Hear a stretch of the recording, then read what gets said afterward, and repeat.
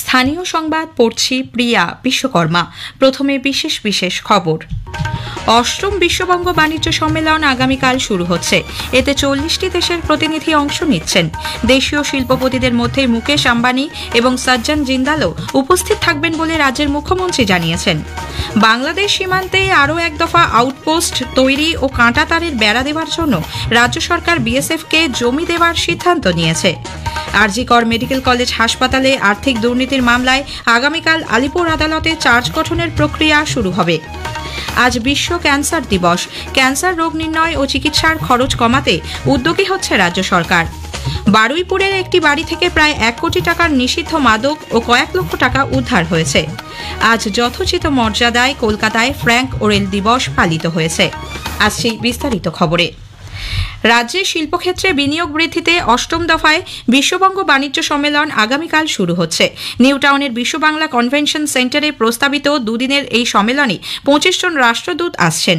এছাড়াও ভুটানের রাজা জিগমে খেসর নামগেল ওয়াংচুক, ঝাড়খণ্ডের মুখ্যমন্ত্রী হেমন্ত সোরেন, শিল্পপতি মুকেশ আম্বানি, সজ্জন জিন্দাল প্রমুখ সম্মেলনে যোগ দেবেন। এদিকে বিশ্ববঙ্গ বাণিজ্য সম্মেলনের প্রাক্কালে আজ রাজ্য মন্ত্রিসভার বৈঠক বসে। মুখ্যমন্ত্রী মমতা ব্যানার্জির পৌরোহিত্যে বিকেল 4টায় নবান্নে আয়োজিত ওই বৈঠকে বিভিন্ন দপ্তরের মন্ত্রীরা উপস্থিত ছিলেন।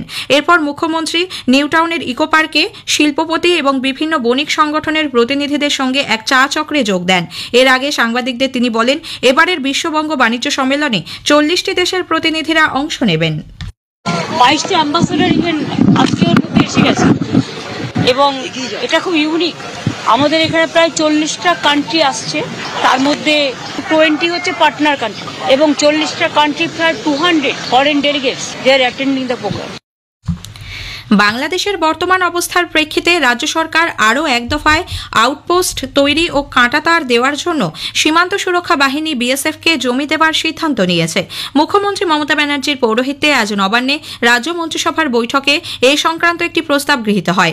বৈঠক নিয়ে সরকারিভাবে কিছু না জানানো হলেও একটি আউটপোস্ট তৈরির জন্য জলপাইগুড়ির বিন্নাগুড়িতে 0.05 একর এবং কাঁটাতার দেওয়ার জন্য মালদার নারায়ণপুরে 19.73 একর জমি দেওয়া হবে বলে ঠিক হয়েছে। এছাড়াও চা পর্যটনের উন্নয়নে উত্তরবঙ্গের আলিপুর দুয়ারে 2টি এবং জলপাইগুড়ির একটি নতুন হোমস্টেকে চা বাগানের অব্যবহৃত জমি দেওয়া সংক্রান্ত একটি প্রস্তাবও গৃহীত হয়েছে। বিধানসভায় আসন্ন বাজেট অধিবেশন নিয়েও বৈঠকে বিস্তারিত আলোচনা হয়। এছাড়াও বাজেট সংক্রান্ত যেসব বিল অধিবেশনে আনা হবে বৈঠকে সেগুলি ছাড়পত্র পেয়েছে। আসন্ন অধিবেশনের আগে আগামী শুক্রবার বিধানসভায় সর্বদলীয় বৈঠক ও পরে কার্য উপদেষ্টা কমিটির বৈঠক ডাকা হয়েছে। আপাতত 2 পর্বে 20 দিন ধরে এই অধিবেশন চলবে বলে ঠিক হয়েছে। এদিকে দক্ষিণ 24 পরগনার বানতলার চর্মনগরীতে নিকাশি নালা পরিষ্কার করতে নেমে 3 শ্রমিকের মৃত্যুর ঘটনায় মুখ্যমন্ত্রী বৈঠকে আজ তীব্র ক্ষোভ প্রকাশ করেন। সেখানকার চর্মশিল্প সংগঠনের নেতা মন্ত্রিসভার সদস্য জাভেদ খানকে মুখ্যমন্ত্রী তিরস্কার করেন বলে সূত্রের খবর। আরজিকর মেডিকেল কলেজ হাসপাতালে আর্থিক দুর্নীতির মামলায় আগামীকাল আলিপুর আদালতে চার্জ গঠনের প্রক্রিয়া শুরু হবে। এই মামলায় গত 29 নভেম্বর নিম্ন আদালতে চার্জশিট জমা দিয়েছিল সিবিআই। চার্জশিটে আরজিকরের প্রাক্তন অধ্যক্ষ ধৃত সন্দীপ ঘোষ সহ মোট 5 জনের নাম রয়েছে। কলকাতা হাইকোর্ট আরজিকরের আর্থিক দুর্নীতি মামলায় চার্জ গঠন করে বিচার প্রক্রিয়া শুরু করার নির্দেশ দিয়েছে। তদন্ত প্রক্রিয়ায় গতি আনতে কলকাতা পুলিশের নতুন 12টি ডেপুটি কমিশনার পদ তৈরি করা হচ্ছে। এর মধ্যে 5 জনের কাজই হবে তদন্তের নেতৃত্ব দেওয়া। নবান্নে আজ রাজ্য মন্ত্রিসভার বৈঠকে এই সিদ্ধান্ত গৃহীত হয়। জানা গেছে, নতুন যে 12 জন ডেপুটি কমিশনার হবেন তারা সবাই নন আইপিএস ক্যাডারের অফিসার। উত্তর 24 পরগনার বাগদার পুরদহ এলাকায় নিজের ছবি দিয়ে অন্যের নথিপত্র ব্যবহার করে জাল আধার, ভোটার ও প্যান কার্ড তৈরি করে এদেশে বসবাসের অভিযোগে এক বাংলাদেশিকে পুলিশ গ্রেপ্তার করেছে।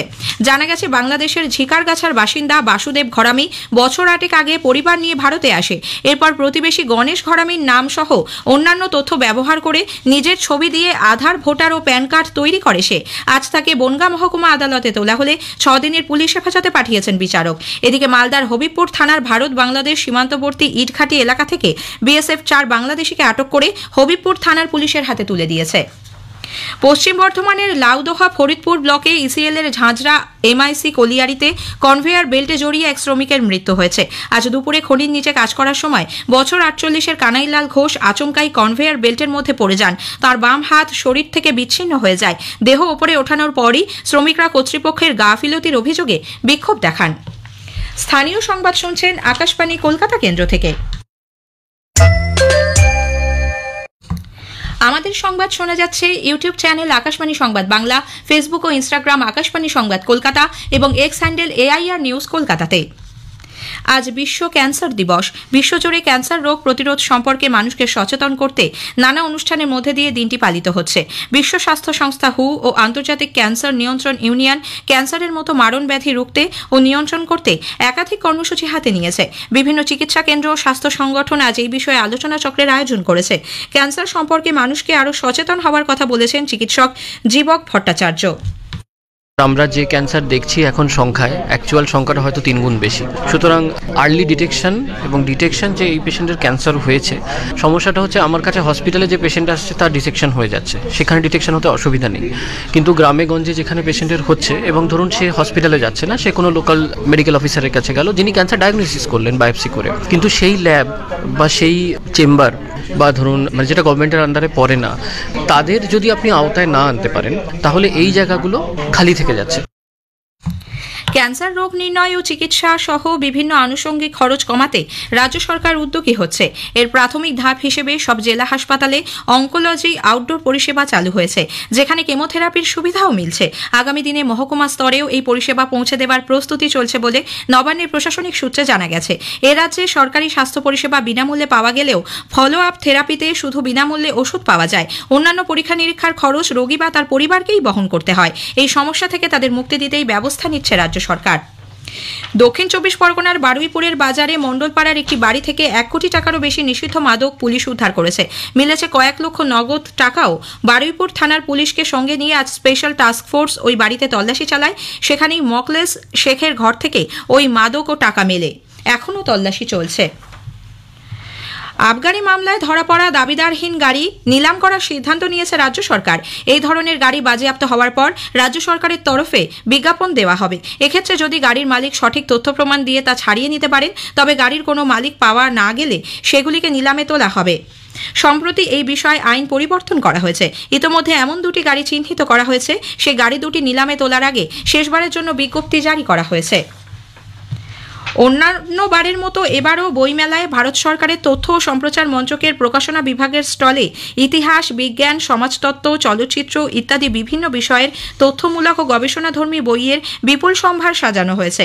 বিভাগীয় অধিকর্তা সুমিতা চক্রবর্তী আকাশবাণীকে জানান, বইমেলা উপলক্ষে সব বইয়ে 10% ছাড় ছাড়াও 5 বছর আগেই প্রকাশিত প্রতিটি বইয়ের ওপর 50% বিশেষ ছাড় দেওয়া হচ্ছে।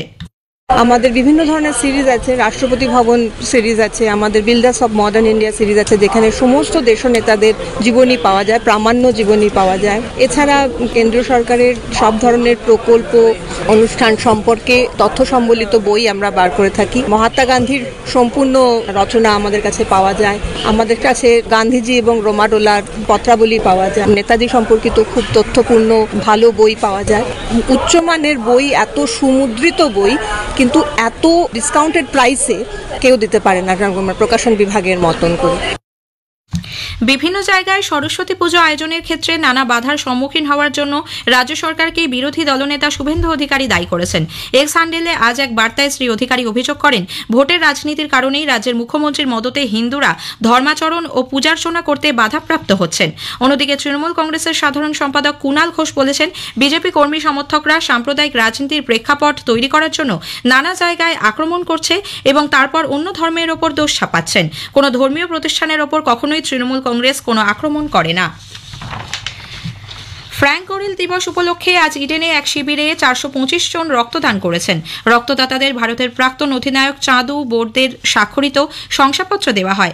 গতকাল সিএবির প্রতিষ্ঠা দিবস হলেও সরস্বতী পুজো থাকায় আজ ওই রক্তদান শিবিরের আয়োজন করা হয়। 1962 সালের 17 মার্চ বার্বাডোসে ওয়েস্ট ইন্ডিজ সফরের সময় চার্লি গ্রিফিথের বলে ভারতের অধিনায়ক নারী কন্ট্রাক্টর মাথায় গুরুতর আঘাত পান।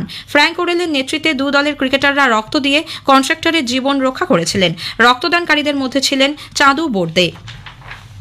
উত্তরাখণ্ডের দেরাদুনে জাতীয় গেমসের 7ম দিনে আজ বাংলা আরও 2টি ব্রোঞ্জ পদক পেয়েছে। পুরুষদের ওয়াটার পোলোয় বাংলা 15-14 গোলে কেরালাকে এবং মহিলা বিভাগে 11-3 গোলে কর্ণাটককে পরাজিত করে ব্রোঞ্জ পদক জিতে নিয়েছে। শেষ করার আগে স্থানীয় সংবাদের বিশেষ কিছু অংশ আরও একবার। 8ম বিশ্ববঙ্গ বাণিজ্য সম্মেলন আগামীকাল শুরু হচ্ছে। এতে 40টি দেশের প্রতিনিধি অংশ নিচ্ছেন। দেশীয় শিল্পপতিদের মধ্যে মুকেশ আম্বানি এবং সজ্জন জিন্দালও উপস্থিত থাকবেন বলে রাজ্যের মুখ্যমন্ত্রী জানিয়েছেন। আরজিকর মেডিকেল কলেজ হাসপাতালে আর্থিক দুর্নীতির মামলায় আগামীকাল আলিপুর আদালতে চার্জ গঠনের প্রক্রিয়া শুরু হবে। স্থানীয় সংবাদ শেষ হলো।